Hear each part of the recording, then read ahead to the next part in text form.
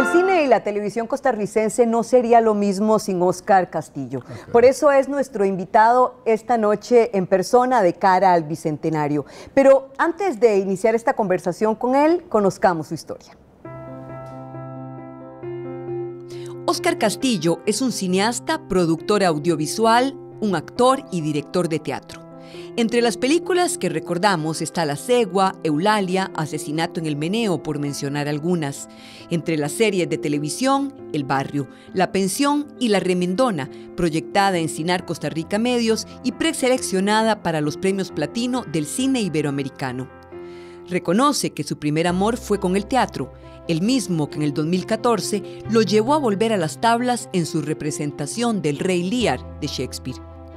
Pero lo hice porque descubrí que me estaba haciendo una tremenda falta esa energía que uno recibe del público. Hay un ir y venir de energía del público, del personaje hacia el público, que el teatro tiene, que no lo tiene ninguna otra manera de ser.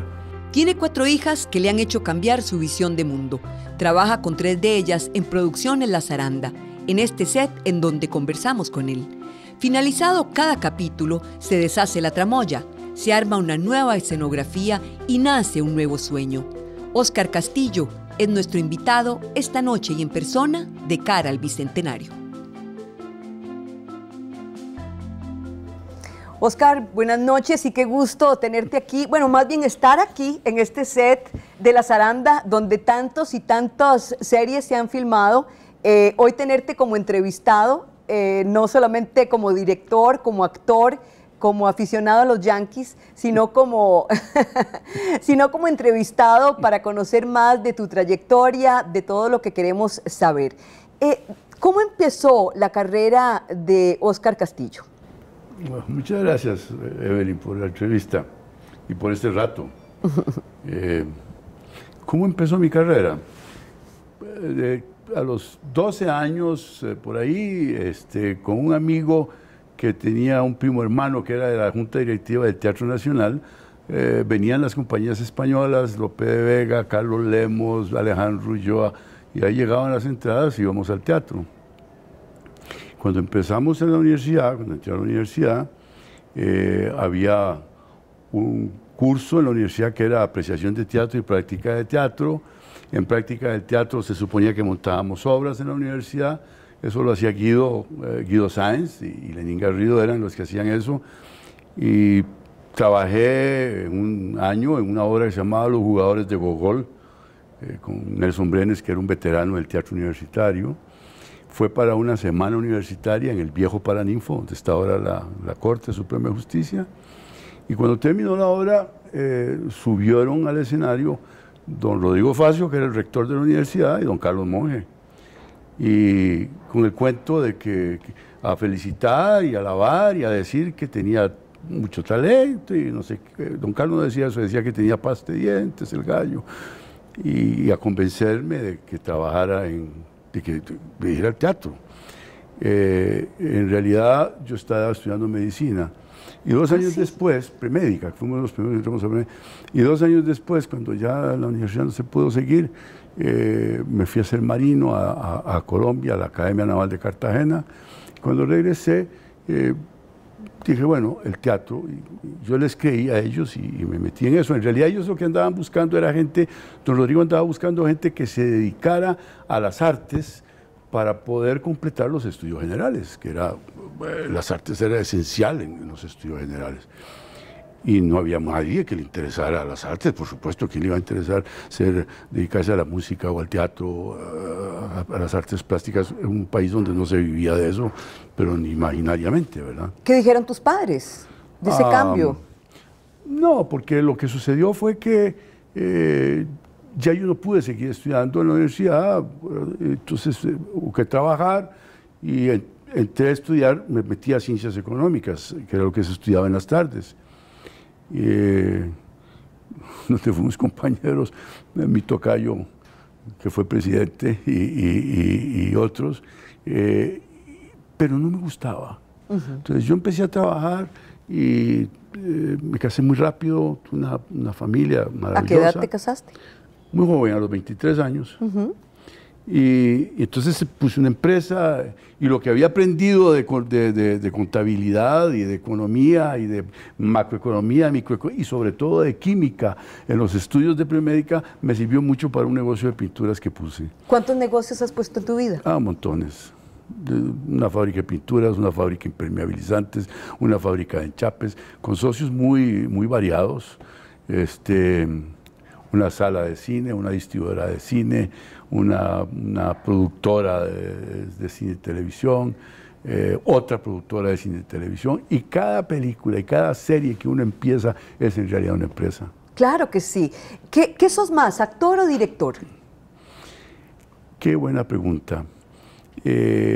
A mí lo que me encanta es actuar en el teatro.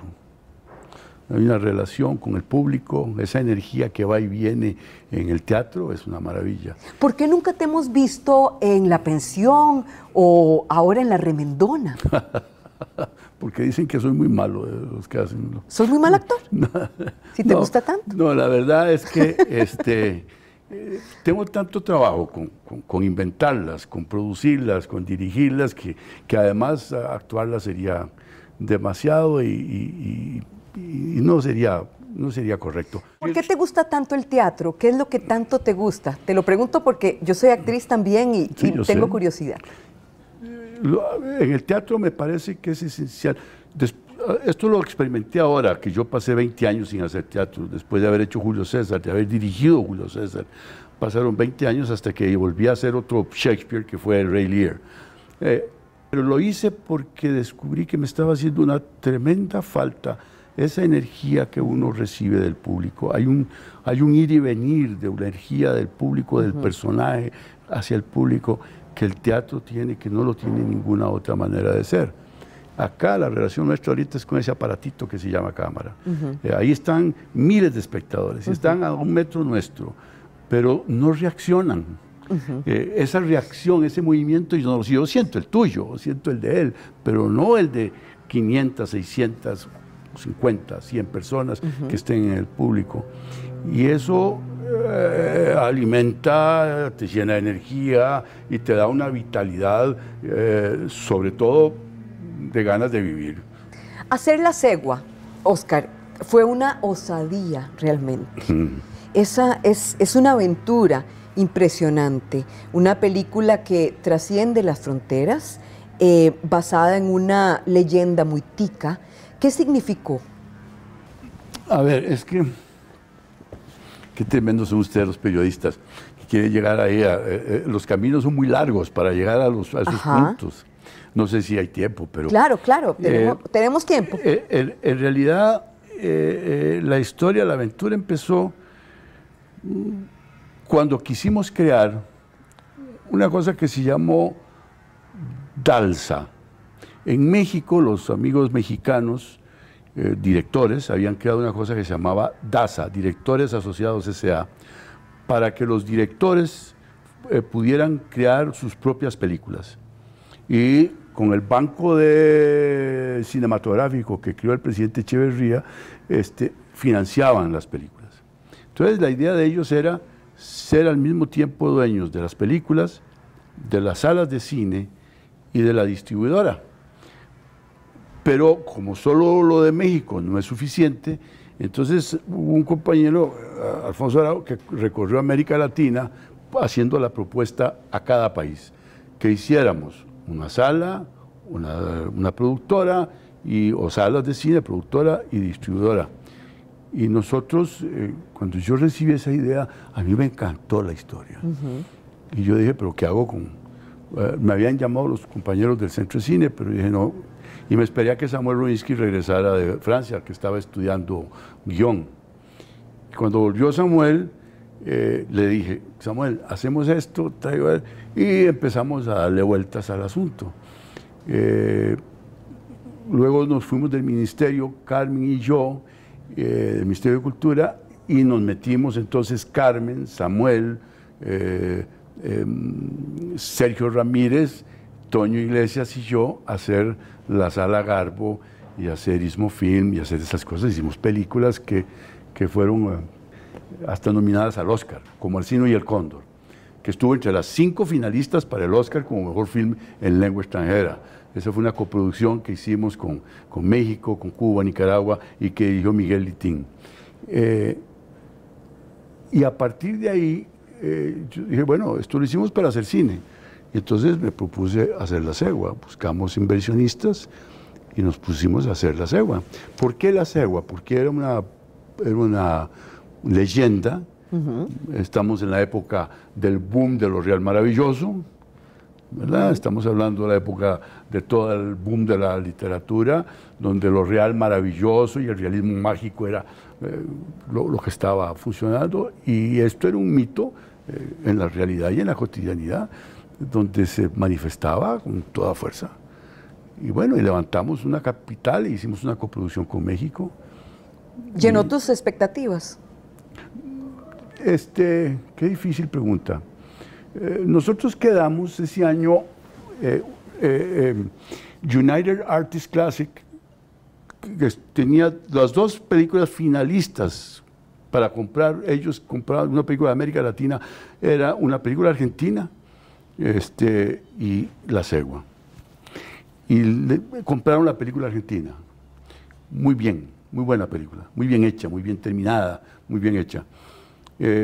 Con mejores valores de producción la nuestra, más interesante la nuestra en ciertas cosas, pero también teníamos algunos problemas de guión que no logramos amarrar bien. Argentina tenía es una tradición, una gran industria, y esa película fue nominada al Oscar como mejor film, para mejor film extranjero también. ¿Cuál es tu personaje favorito en La Pensión? ¿De quién estás más apegado? Bueno, es que cuando uno los inventa, es muy difícil decir cuál, pero... ¿Estás encariñado con? Yo diría que Doña Tere es un personaje... esta escenografía se hizo pensando en Doña Tere. ¿Y en La Remendona con quién te encariñaste más? Es que qué preguntas más difíciles me estás haciendo, porque en realidad... La Remendona la hice pensando en las mujeres, tengo ya 3 de esas, que pelean todos los días del mundo por sus hijos, por su estar en el mundo, que es Ivonne. Pero también en el personaje que hace Laura, de la joven que está tratando de abrirse espacio en el mundo. Me has preguntado algo divertido, porque el otro día me decía alguien que todos los personajes que yo concibo femeninos son mujeres muy fuertes. Sí, ¿por qué? Porque tu mamá era muy fuerte. Mi madre era muy fuerte. Mi madre fue una mujer, una luchadora insigne, de una generosidad. Ella fue enfermera y obstétrica que estudió en una facultad de medicina que abrieron los doctor Beche y no sé quién. Entonces era la hija del doctor Beche, la mamá de Abel Pacheco, mamá, etcétera, quienes estudiaron ahí, fueron las primeras enfermeras graduadas. Y era una mujer entregada al prójimo. Te casaste con mujeres muy fuertes, ahorita me respondes. Vamos a una pausa y volvemos. Estoy conversando con Óscar Castillo, cineasta, director de series, de películas, actor, muchas facetas. Usted está en persona y de cara al Bicentenario. Me estás destrozando mi máscara veneciana, es parte de mi vida. Mi futuro marido huyó con mi mejor amigo. Yo sé lo que duele que a uno lo traicionen. Y vos no es tu socia en La Remendona. Yo la conozco, yo la vi hacer este negocio junto a mi mamá. ¡Hola, Clara! ¿Viene por su vestido? Esto es un caso de bullying cibernético. Dígame quién fue. Mi familia. Yo sé, pero por eso quiero crear nuestra propia línea de ropa, para progresar. Pero recuerde, yo soy el creativo y usted la emprendedora. Por eso nos asociamos.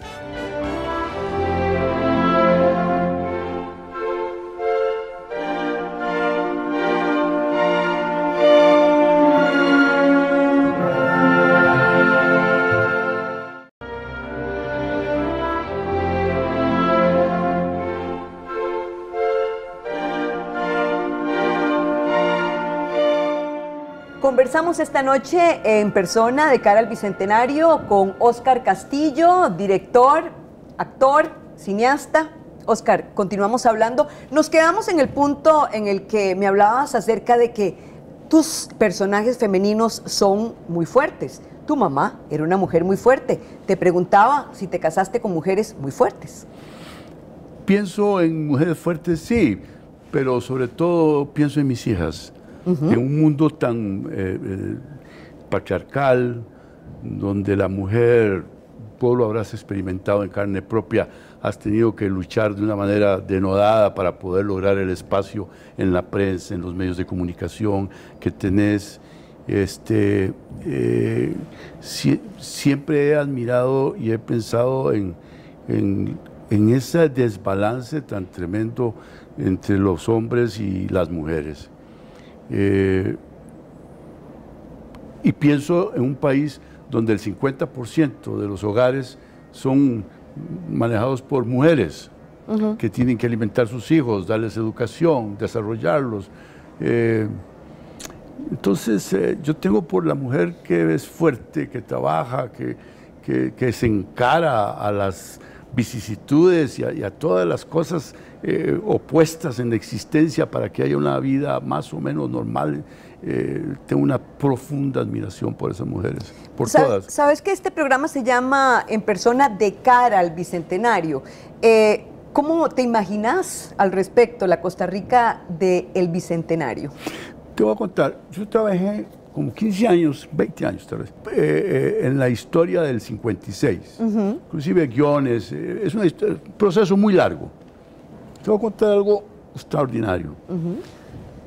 Investigado en museos, he investigado con compañeros, con amigos historiadores, etc. Y yo no encontrás referencia al rol de la mujer en la guerra del 56. Y el rol de las mujeres en la guerra del 56 lo tienes que sacar por deducción, más que porque haya un documento específico que diga se pasó esto.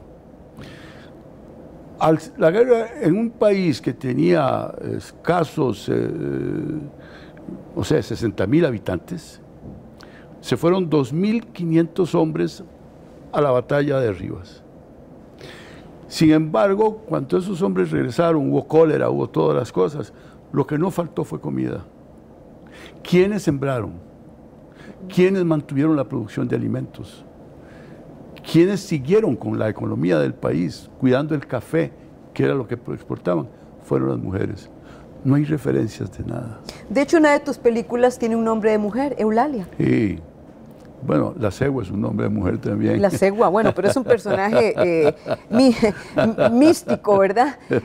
No precisamente como de susto, pero Eulalia es una mujer. Sí, sí, ese hecho es muy complicado. Yo conocía a Ana Rosa Chacón, una señora de sombrero, y recuerdo cuando dijeron, esa señora acaba de lograr que las mujeres puedan votar en Costa Rica.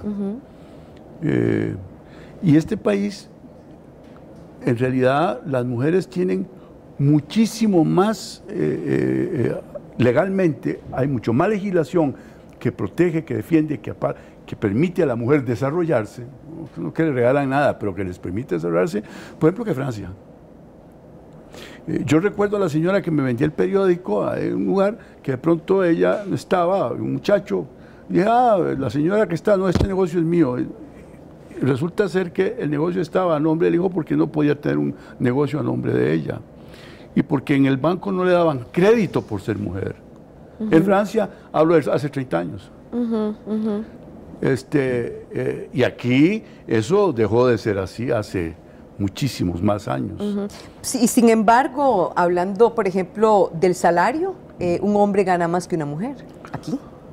Mira, sigue siendo así, pero ahora yo oía a Patricia quejándose de que solamente hubo 8 alcaldes mujeres y hay no sé cuántos, 70 y pico de alcaldes hombres. Por supuesto que la pelea hay que seguirla, y todos los días del mundo. Pero creo que cada día la mujer tiene más herramientas y más elementos para poder pelear y lograr más cosas que lo que tenían hace 30 años o 40 años. ¿Cuántas hijas tenés? 4. ¿Y cuántos hijos? Ninguno. 4 hijas. ¿Eso te ha hecho cambiar de mentalidad? Muchísimo. ¿Te han cambiado tus hijas? Muchísimo. O sea, porque tu generación... Es absolutamente patriarcal. Y machista. Totalmente. Entonces tus hijas Y me te han quedé hecho- yo estudié en un colegio de hombres que era el Liceo de Costa Rica. Ah, totalmente, claro que Donde sí. no había Y frente absolutamente quedaba el nada colegio de señoritas y los Bastante muchachos del colegio, íbamos del a pararnos ahí a la liceo, salida. iban a visitarlas, Sí, pero claro. estaban totalmente separados. Así es. Ok. Ya entiendo tu generación. Entonces, tus hijas te hicieron evolucionar y ver el cambio. Claro. O sea, el hecho de que ya tienes a un ser al que querés profundamente como es un hijo o una hija y te das cuenta a lo que se va a enfrentar, pues hay que darle todas las herramientas lo más que puedas para que ella crezca. Pero no pueden crecer solas. Crecen en la medida en que crece el género, en que crecen todas las mujeres de un país o de una sociedad. Es muy importante. Esa es la Costa Rica que querés para tus nietos y Sí, nietas. sí, Una bueno. Costa Rica menos machista, es decir, cero machista. Nos estamos enfrentando en este momento a un mundo que me gusta poco, porque no solamente es machista, sino que se ha vuelto de nuevo racista, misógino. Estamos viviendo la era del egoísmo, estamos viviendo De la desigualdad. de una feroz desigualdad, porque vivimos en una contradicción total. Nos dicen que vivimos en una democracia liberal. O sea, esos dos términos son absolutamente excluyentes el uno del otro. La democracia, en la viejísima definición del gobierno del pueblo, por el pueblo y para el pueblo, y el liberalismo, que es el individuo por encima de todo. Entonces hemos pasado de, como decía don Benito Juárez, ¿verdad?, el respeto al derecho ajeno a la paz, hemos pasado de una sociedad solidaria, o que procuraba, que buscaba, que intentaba ser más solidaria, a una sociedad cada vez más individualista. El yoísmo es y además se ha crecido de una manera extraordinaria. Hace poco leí, ahora en Davos, 192 personas tienen tanta riqueza como la mitad de la población del mundo. Entonces, vamos como en dirección completamente opuesta. Y la que más padece esa desigualdad es la mujer. La que tiene hijos sola, la que tiene que enfrentarse a salarios menos desiguales o más desiguales. Entonces, por eso tal vez hacemos series que tienen que ver con mujeres empoderadas. ¿Cuál es tu próximo proyecto? ¿En qué estás pensando? Porque yo me imagino que ya después de que pasa uno, ya vas pensando en el otro. No sé si es tan así, tan mecánico. O te das un respiro hasta que surge la idea. Es que las ideas dan vueltas, pero bueno, hay un largometraje que vamos a hacer en coproducción con Brasil, que está parado mientras en Brasil están reacomodándose las autoridades cinematográficas. ¿Tenemos segunda parte de La Remendona? Vamos a tener segunda parte de La Remendona. Ahorita hay que pensar en eso. Oscar, ¿cómo te ha ido con la tecnología? Ahora que me hablas de tu generación y pensamos en Netflix, que hace 5 años era impensable, Netflix, cómo ha revolucionado todo. Pensamos en que vivimos la era del fax y ya nos sorprendía. Pensamos en que no creíamos que podíamos hablar por teléfono viéndonos la cara y ya es una cuestión de todos los días. Pensamos en tantas cosas que han sucedido en los últimos 25 años. ¿Cómo te ha ido a vos en lo personal? Yo recuerdo, estando en la Sala Garbo, con Istmo Film, cuando llegó el representante de Sony a venderme la primer cámara portátil Sony de 3/4, que es una cámara de un tubo. Y yo me quedé viendo y le decía, pero nosotros lo que hacemos es cine, ¿qué tengo que ver con eso? Desde entonces hemos tenido que aprender la producción, la postproducción del cine, de una película, por lo menos 5 veces. En estos años ha cambiado de usar película, cintas magnéticas perforadas o magnéticas para hacer sonido, proyectar en un aparato donde proyectaba una cinta en 35 milímetros. Todo eso hoy en día es una pieza de museo. Sí. A llegar a hoy en que lo terminas todo en una sala de edición, que tenés en tu casa, algunos si quieren, o un estudio, y que se pase en un cine donde lo que llevas es un disco duro. Ya no vas cargando aquellas latas de 35 milímetros por el mundo que pesaban como un matrimonio difícil.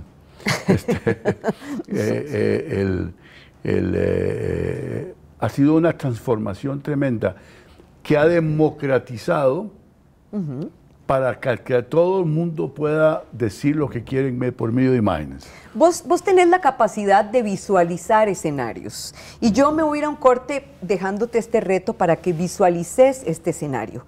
Una fantasía de la Costa Rica del Bicentenario. Yo te digo una, para que te des un ejemplo de lo que estoy hablando.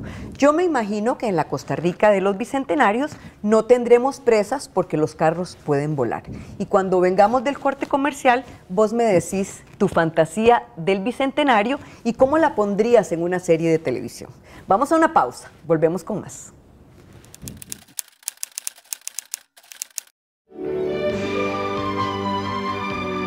Entonces, ¿qué? ¿Macho o hembra? ¡Macho! ¡No dudas! Es la chiquita más linda que he visto en mi vida. ¿Por qué, Dios mío? ¿No te bastaba con una? Tenías que darme 6. Ya no aguanto más. Estoy harto. ¿Cuánto carajo hay en este pueblo le lleva ganas a Eulalia? Pero Evelino, en la ciudad es peor, mucho peor. Pero ahí no me importa. No te preocupes, el futuro es nuestro. Y una cosa sí te digo, sirvientas nunca más.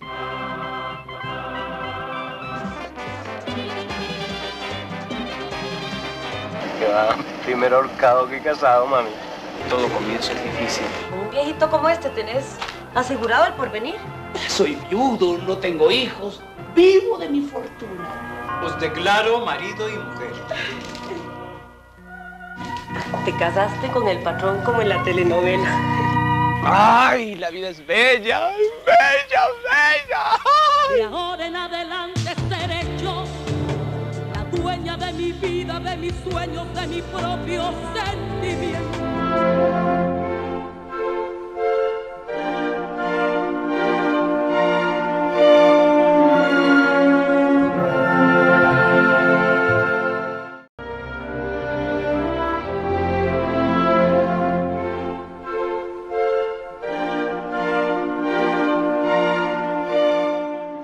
Estamos en persona de cara al Bicentenario en compañía de Óscar Castillo y te preguntaba antes de irnos al corte, ¿cómo visualizas la Costa Rica del Bicentenario en alguna idea fantástica? Yo te contaba, por ejemplo, que los autos puedan volar, ahora que pasamos horas de horas en las presas. ¿Alguna fantasía? Si pudieras hacer una serie de televisión, la mía sería como la de los Fantásticos, más o menos. ¿Cuál sería la tuya? Nosotros estoy pensando en una serie de televisión para el Bicentenario, que es un juego entre un cuentacuentos, una cirquera y unos niños, que tienen experiencias mágicas. Me encantaría lo que sucede es que cuando me dicen la Costa Rica el Bicentenario, ¿qué quieren decirme? ¿La que empieza en el año 1921? ¿Y por cuánto tiempo? ¿Por un siglo? ¿Por 10 años? ¿Por 50 años? ¿Por cuánto tiempo?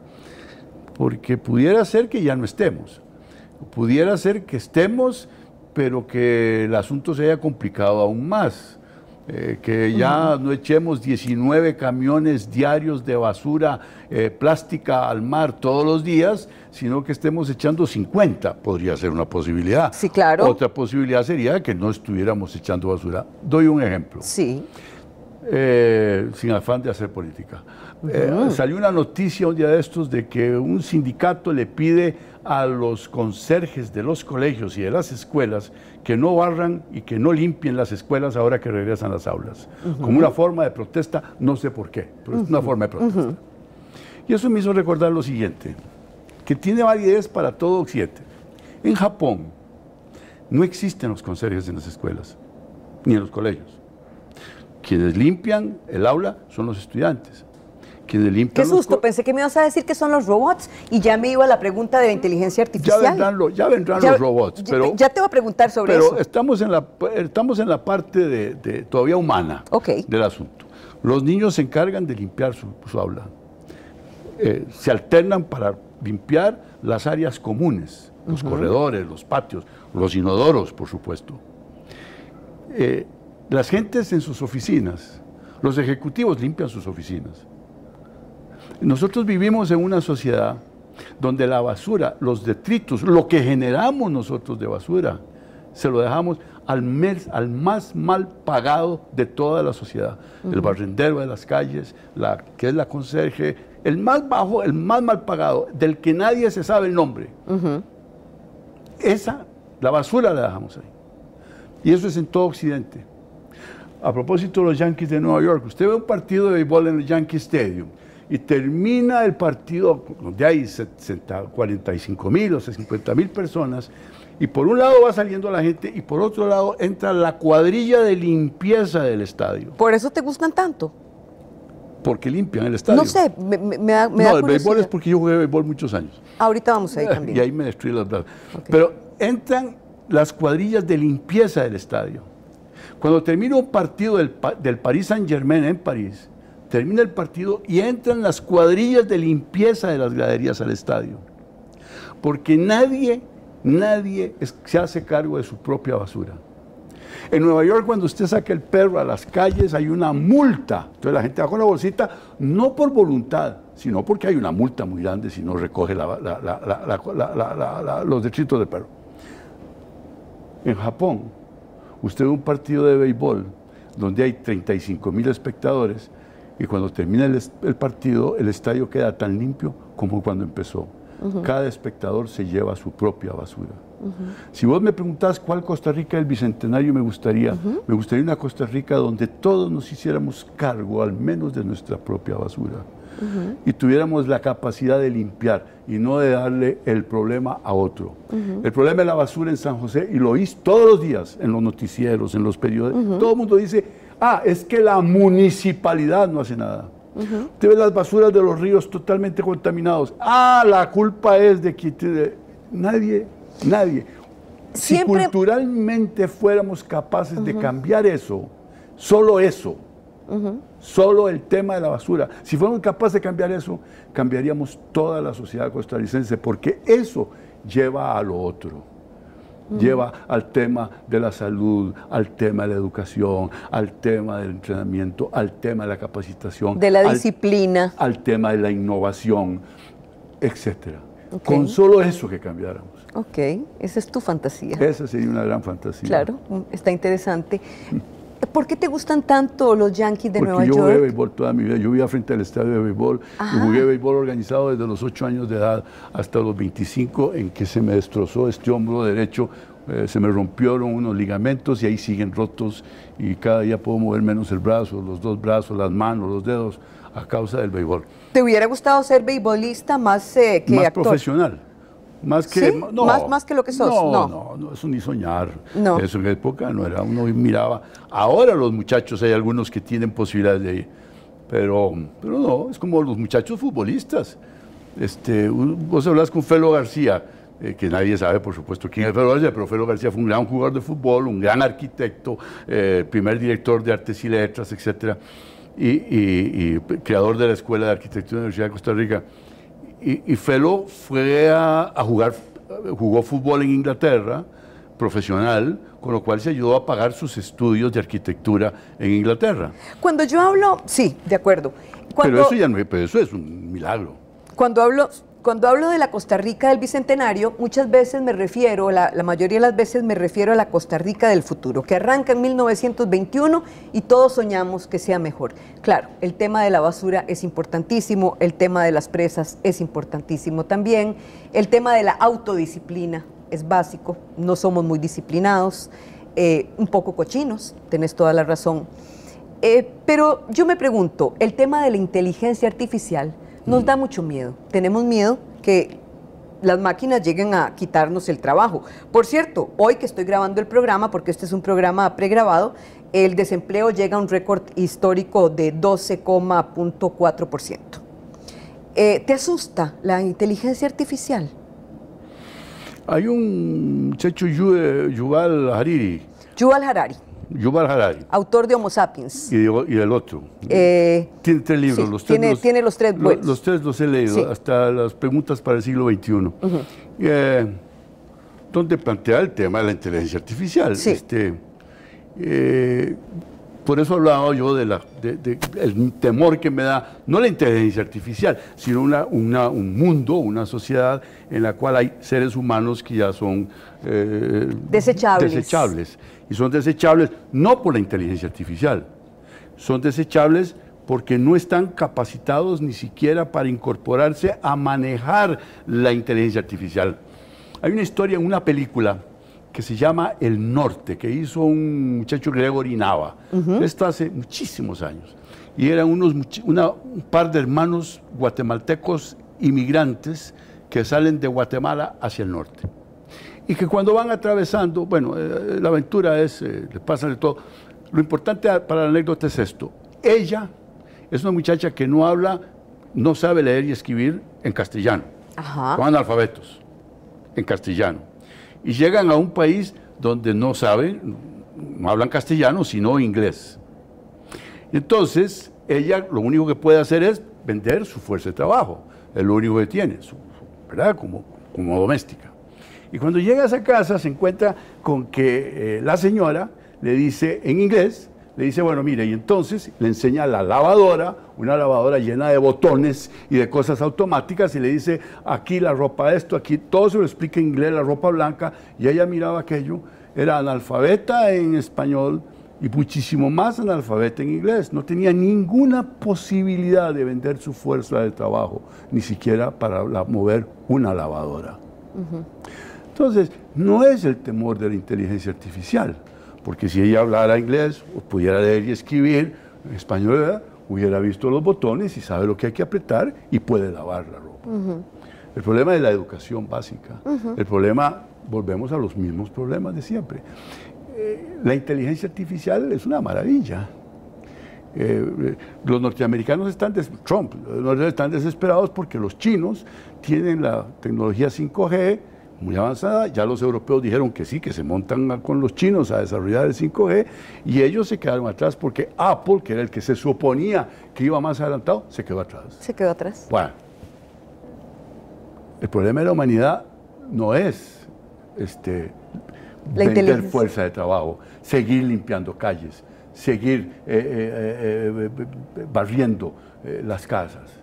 El ser humano está hecho para cosas más importantes. Todos los que estamos aquí y todos los que nos están viendo en la televisión, estamos hechos para desarrollar el espíritu, la imaginación, la creatividad, para pensar en maneras más armoniosas de convivencia.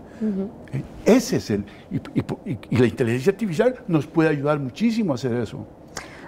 Piketty, por ejemplo, y Hariri, Piketty que habla de la desigualdad, es gracias a la Big Data que puede sacar los datos sobre el crecimiento de productos internos brutos de los últimos 200 años en el mundo, el crecimiento de la riqueza en el mundo de los individuos y el crecimiento de la desigualdad en el mundo.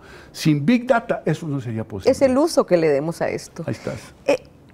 Cuando me hablaste de Felo García, te cuento, este es un programa que yo lo tomo porque yo siento que los costarricenses no tenemos suficientes referentes o no reconocemos a nuestros referentes, esa es la manera de decirlo. No los reconocemos, los tenemos, pero no somos dados a reconocer esas personas que han hecho grandes aportes a nuestro país. ¿Vos crees que no queremos ver o no sabemos ver? Pensalo, vamos a una pausa y regresamos. En el barrio vemos la convivencia de varios vecinos, de un barrio que puede ser como el suyo, donde cada uno de ellos comparten sus experiencias día a día. Como en todo barrio existe un mini súper, donde además de compartir, los vecinos realizan sus compras.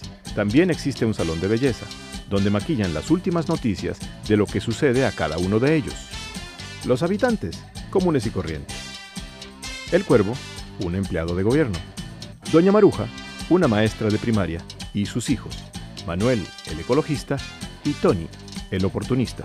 El doctor Saldívar, un profesional extranjero lleno de generosidad y carisma, con un par de hijos, Farabundo y Simón, que juegan con Nuria, la hija de Miriam, la peluquera, mujer sola y líder comunal.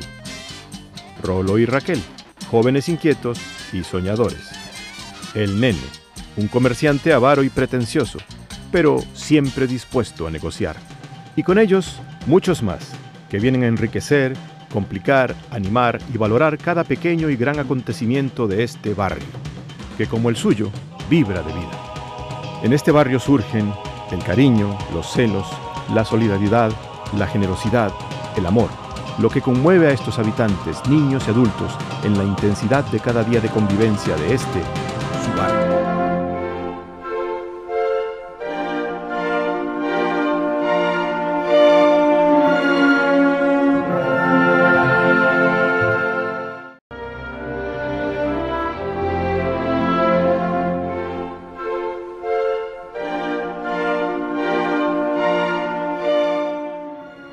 Converso con Óscar Castillo en persona de cara al Bicentenario y me quedaba en una pregunta interesante. Le preguntaba yo a don Óscar si no vemos a nuestros referentes, no los queremos ver, no los queremos reconocer.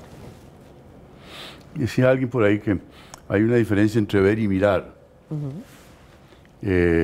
Miramos, pero no vemos. Qué vaina, voy a sonar un poco populista. Bueno, se vale. Es que yo me pregunto cuánta gente sabe el nombre del portero que le ayuda en sus oficinas. No conocemos ni siquiera al vecino. Al vecino. No, ya no conocemos a los vecinos. Es algo como que se da... no sé, como que hay una tendencia humana a que lo que se tiene está ahí porque tiene que estar ahí. No hubo nada detrás para que llegara ahí, a donde estás. Lo que acabas de decir de la inteligencia artificial. ¿Cuántos años hace que está el ser humano desarrollando una cosa que se llama una computadora? Pues hay que ver lo que era una computadora. Yo recuerdo a Clara Sommer manejando Matilde. Matilda se llamaba Matilde. Es un cuarto enorme para una computadora que tiene la mitad de capacidad de cualquier teléfono celular. Bueno, la centésima parte de la capacidad. O sea, son procesos humanos. Un francés hizo un director inglés, hizo un maravilloso, hizo un documental sobre el inodoro. ¿De dónde viene el inodoro? ¿Cuál ha sido la evolución de la humanidad para poder llegar a tener un inodoro en tu casa? Nadie se lo pregunta. ¿Vos conoces a alguien en su vida que se ha preguntado, ¿cómo es esto? ¿Quién hizo que yo pueda, con un tanque, que haya un agua, que yo jale, que eso suma el agua, que vaya por una cañería, que vaya a una planta de tratamiento? No a los ríos. ¿De dónde viene eso? ¿Cómo fue antes? ¿Qué había antes de eso? Es que eran las letrinas de huecos, y antes de eso, ¿qué había? ¿Por qué uno ve uno ve ciudades en Europa donde son inclinadas hacia el centro y donde hay un caño en el centro de la calle? ¿Por qué? ¿Cómo era que se deshacían en el año 1820 en San José de Costa Rica de sus detritos? No había cañerías. No. No había agua potable. No había... ¿Cómo hacían?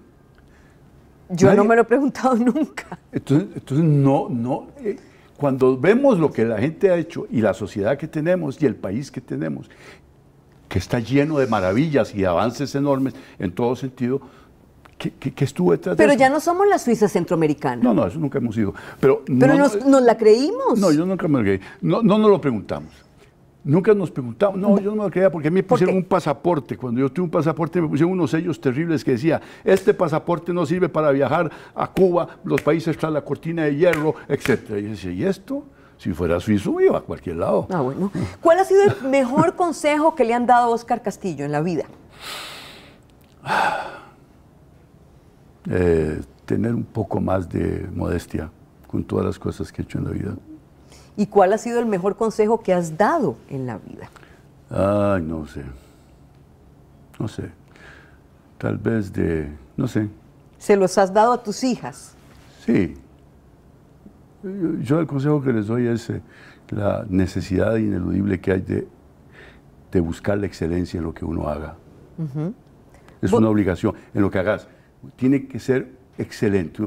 Lo que querrás hacer, hay que buscar la excelencia y eso significa preocuparse, estudiar, prepararse, trabajar muchísimo con intensidad, con disciplina para poder llegar a eso. ¿Cómo sabe uno cuando una producción está terminada? Nunca. Nunca, ¿verdad? No.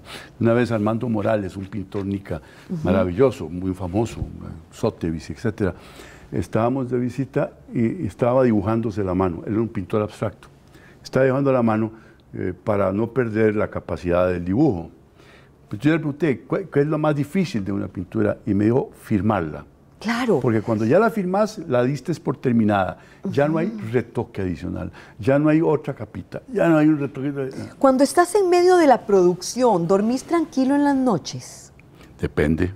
Si estoy de actor, a veces es muy difícil y depende del personaje que estés haciendo. Cuando haces un casting y tenés que elegir la persona que hace Doña Tere o la persona que hizo el personaje de Jaime Hernández, ¿cómo sabes que ese actor es el actor o la actriz para ese personaje que vos te imaginaste? ¿Cómo? ¿Racionalmente, de corazón, lo sentís? ¿Cómo sabes? Bueno, todas. Todas. Todas las que acabas de decir. Sí. Todas, normalmente los personajes, yo los he visto antes. ¿Verdad? Cuando los metemos en la serie, cuando hago el personaje, ya yo lo he visto antes, ya yo tengo idea cómo es el personaje. Sí, bueno, entonces, ya, no te entiendo. ¿Viste antes al actor o viste al personaje? Ya vi el personaje. ¿Viste el personaje? Entonces, después busco el actor que más o menos pegue con el eso. ¿Físicamente ese sería el ideal. ¿O en su forma de comportarse? A ver, vos sabés muy bien que nosotros somos externamente una expresión de nuestro interior, ¿verdad? Ajá. Todos. Sí. Entonces, si el personaje está bien concebido, hay una forma de hacer y vos ves a los actores, hay una manera de comportarse donde decís, este es o no es. Pero en ese proceso que estás diciendo, hay toda una cosa muy compleja.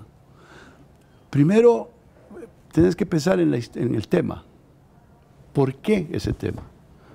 La primera pregunta antes de lanzarte a lo que sea, sobre todo en una cosa como televisión o como cine, que no es una novela, donde vos es tu esfuerzo solo ahí metido escribiendo. Aquí somos muchos, sí, y cuesta mucho dinero. Entonces, ¿qué voy a hacer? ¿Cuál tema? ¿Por qué? ¿Cuál es el tema de mujeres empoderadas en un determinado momento en esta sociedad donde todo el mundo empieza a hablar de mujeres? Mira, las mujeres empoderadas. Primer paso. Ahora, ¿quiénes son esas mujeres? ¿Cómo son? ¿De qué tamaño hago esto? ¿Por qué hago una escenografía? ¿Cuánto va a costar esa producción? ¿Hasta dónde puedo llegar en presupuesto? Calculás todo eso y finalmente empezás a pergeñar unos personajes y a estudiar y a escribir una historia. Terminaste con tu historia. Tenés el guión. Convences a alguien de hacer ese guión, conseguir los recursos para hacer esa serie, conseguir esos actores que más o menos intuiste de una manera y los buscas y decís, este puede ser, o esta puede ser, y a veces te decís que no. Y una vez que tenés eso, hacer la serie. Y falta el paso más importante de todos esos que te han tomado 2 años y resto, y que suceden en 5 minutos, que es cuando la serie la pones al aire, en televisión o en cine, ¿Vos etcétera, la ves cuando está al aire? A veces.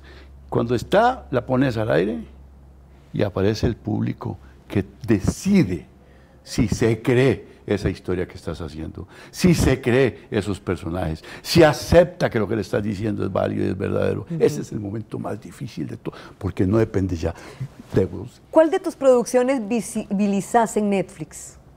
¿Cuál está en Netflix? A Netflix les hemos ofrecido algunas cosas. ¿Pero cuál te imaginas que podría calzar en esa plataforma?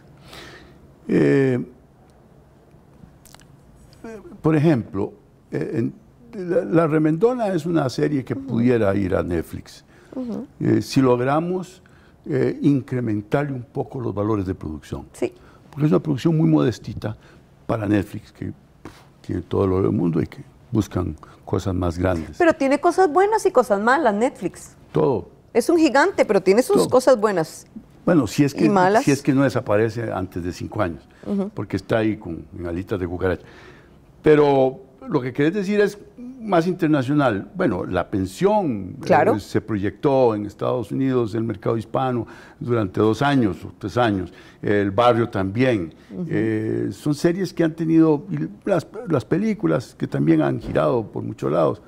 Actualmente creo que esta serie que estoy pensando en este momento y que estoy trabajando con un equipo humano muy grande, animadores, escritores, cuentacuentos, músicos, que estamos haciendo un equipo creativo importante, creo que esa serie tendría una enorme posibilidad internacional. Bueno, estamos ansiosos por verla. ¿Cuándo la veremos? Toma años, decís. Cuando consigamos Sí, estamos. Toma mucho tiempo. Una de tus hijas te dijo que has hecho lo que te ha dado la gana. Lo leí en una entrevista. ¿Es así, Oscar? Bueno, relativamente. Uno nunca hace todo lo que le da la gana. Pero bueno, digamos que has hecho lo que has querido. Por suerte. Y eso es una gran bendición. He tenido de juntar oficio con gusto, con vocación. Eso es una bendición. Y eso es una maravilla que la vida te da. Y por eso hay que tener tanta consecuencia con ella y con quien te da la posibilidad de hacerlo. ¿Trabajas con alguna de ellas, de las con 3? ¿Y cómo es trabajar con las hijas? Maravillosamente... ¿Armónico, dirías, o maravillosamente desarmónico y bonito? No, porque en la medida en que yo les doy, en la medida en que ellas se empoderan y toman más poder, en ese momento yo tengo menos poder y entonces a veces hay unos choques de poder. Finalmente, ¿cómo sos de abuelo? ¿Cómo soy de abuelo? Mal abuelo, porque todavía tengo una hija chiquita de 18 años, de 19 años, que ha sido como la menor que mis nietos y entonces por ahí ha ido el camino. Pero además, para ser un buen abuelo y disfrutar de los nietos, creo que se necesita la abuela. Porque los nietos buscan mucho a las abuelas y los nietos después al abuelo, pero el abuelo anda muy enredado inventando series de televisión, películas. El retiro ni siquiera está en tu mente. ¿El qué? El retiro. Pero yo vivo, es que yo no trabajo, yo me divierto. Muchísimas gracias, Oscar Castillo, por esta entrevista. Me he divertido mucho. Me alegra mucho. Y lo he disfrutado mucho. Me alegra mucho. Y muchas gracias a vos. Muchas gracias. Muchísimas gracias a todos ustedes por acompañarnos esta noche y en persona de cara al Bicentenario. Les esperamos el próximo lunes a las 9 de la noche con otra entrevista. Alguna persona que vive esto y que no sabe qué está pasando, sepa que no está solo, que el camino tiene una luz al final del túnel. Está bien ser críticos y es saludable, pero está bien también mirar que el vaso no está ni medio lleno ni medio vacío, está por la mitad. Hay que leer historia porque lo que hoy tenemos se construye en el largo plazo. Lo bueno y lo malo que hoy tenemos no es fruto de la casualidad. Yo pienso que el Pacto de Ochomogo es como un enorme faro que quedó en este país. Si fuera un simple llamado a conocer un hecho histórico, hay muchos. No es eso lo esencial. Para mí fue salvar, sobre todo, la cantidad de gente que hubiera muerto en esa batalla final.